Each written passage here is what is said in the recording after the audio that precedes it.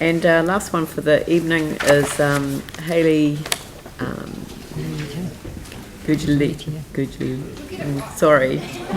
Can I just call you Hayley? Just call me Hayley. Thank you. I also have Stefan Jackal joining me as well. Oh, wonderful. Thank you. Yeah.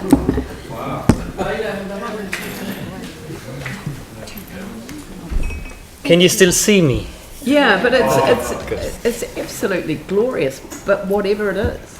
Yeah. Good evening, all.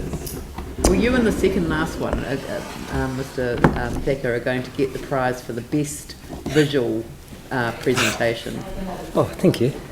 We figured it was the end of the day and you're probably tired. Thank you, as always, for allowing us to present in person. I have to admit, I thoroughly looked through this year's annual plan, and believe it or not, I couldn't find anything to pick holes with. So that's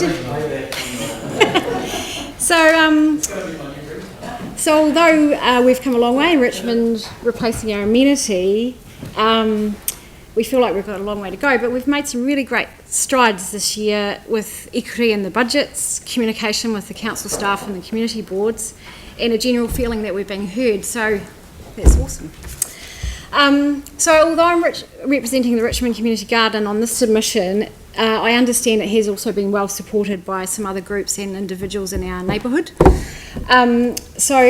So before I sort of talk about that in context to the annual plan, I just want to thank the council for the funding from Enlivened Spaces and the support from the staffers, in particular Brindy Joy and Curie Jardine, who helped us and enabled us to put this call out for artists to submit to this competition. So we took some letterboxes from ex-Red Zone houses and asked local artists to submit a design. So this design is going to go at the entrance to the Richmond Community Garden.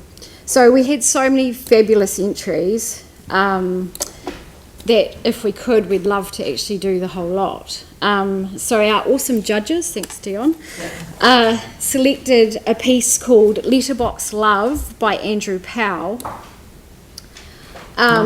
So this is Andrew's description of his piece. The people who once lived at these addresses have had their lives turned upside down, which is symbolised by the letterboxes being turned upside down. The image of plants and flowers growing from these links heavily to the flowers that were placed in the orange cones. Finally, the plants symbolise that life continues even when things change and that beautiful things can come of it. So we were very excited to have this commissioned, and it will be unveiled at our Matariki in the Zone event in June. So in that competition, we also had a People's Choice Award, and clearly the People's Choice Award went to Stefan, who's going to talk about this piece shortly, but I just want to give some context to how this relates to the annual plan. So our beloved playground. If you recall, some of our locals pushed for the paddling pool to be repaired in 2015, which was a great decision. And as I've mentioned before in previous submissions, the entire playground is well utilised daily in all seasons for our events, and it's a conduit between the Avebury House and Park, the Richmond Community Garden and the Red Zone, into the river. We love our current play equipment. You can see on the photograph on the right the bone-crushing tire octopus that teaches our local children resilience.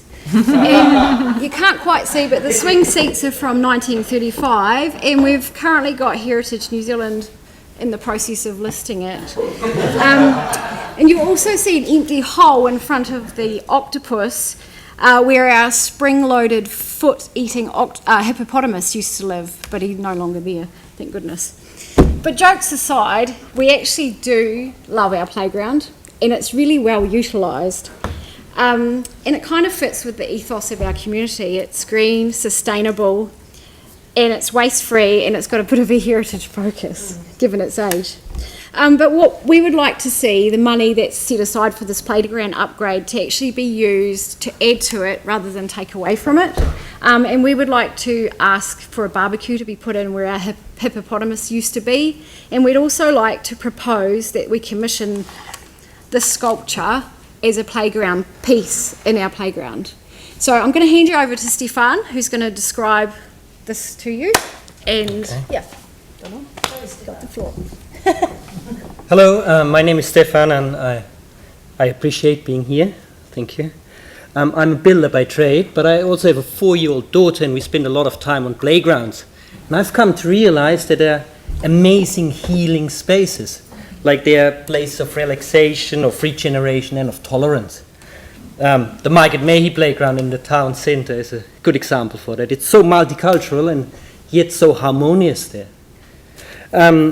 So when I learned about Richmond Community Garden Sculpture Competition, I designed this, an interactive play sculpture.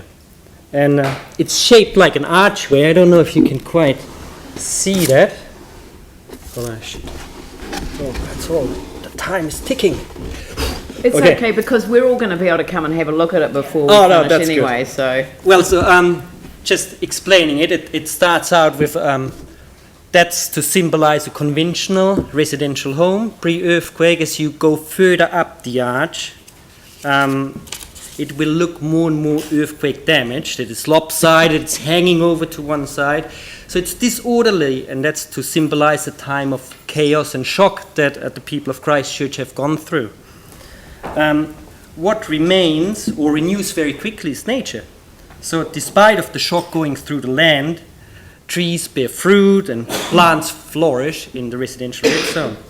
So this side of the archway is where nature comes up from the ground and supports the aching building and the community as well. And this is where you can slide into the bright future.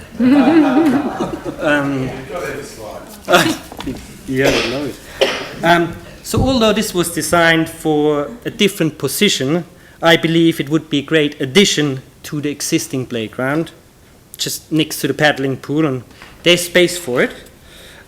It's an unconventional design. It is place specific, so that means that it's relevant to the community. I think people will be able to relate to it, and I also think it might help children, young adults, and grown-ups to encourage imagination and creative thinking, which is really what I think we need in these challenging times to come.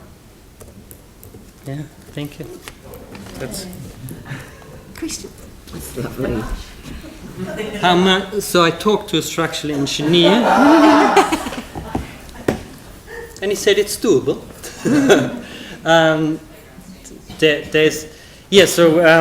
It would have to be like its structural integrity would obviously be top priority, and it would have to be to playground standard 5828, and would be great if there was a council liaison person that I could get in contact with. Then it would take approximately about 200 hours of skilled labor, and then it would also be community led, so there would be a lot of input from the community. But also materials the structural part would probably be new materials, because often the stuff needs to be stress graded and all of that. But other stuff that is non-structural could also be recycled and reused and repurposed materials, splinter free, of course.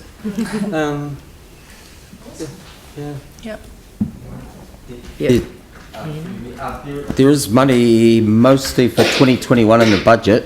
There's 8 line items and they all come to 118,000. So, but that 1 or 2 of those line items are further out. So about 5 or 6 of them are year 2021. Where's the encyclopedia? Yes, I know. That's why I'm asking for that money to be brought forward. To be brought forward, Yep. but not necessarily for the purpose for which it's. But then possibly the time it takes to plan this, it's going to fall into that anyway. Yeah. So we believe that this can be achieved within or even under those line items. Yeah. And the barbecue. And you've just made me think of the amazing playground on Littleton Street at the West Spraden School.